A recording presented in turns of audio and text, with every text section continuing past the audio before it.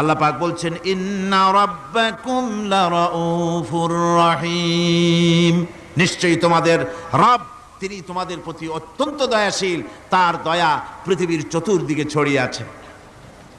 তিনি আমাদেরকে এ কোরআন নাজিল করেছেন, এ কোরআন আমাদেরকে শিক্ষা দিয়েছেন এমন এক রহমান যার দয়া পৃথিবীর চতুর্দিকে সর্বত্র ছড়িয়ে আছে। আল্লাহর দয়া চতুর্দিকে কি ছড়িয়ে আছে কোন?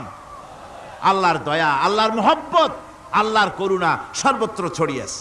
আল্লাহ পাক বলছেন পশু সৃষ্টি করলাম, পশুগুলি তোমাকে পাহারা দিল, তার গোশত তোমরা খেলে, তাকে দিয়ে তোমরা মাল বহন করলে, তার পশম দিয়ে জামা কাপড় বানালে। আরো দেখো কি করলাম এই পশু দিয়ে, ওয়া ইন্না লাকুম ফিল আনআমি লাইবরা নুসকিকুম মিম্মা ফি বুতুনিহি মিন বাইনি ফারসি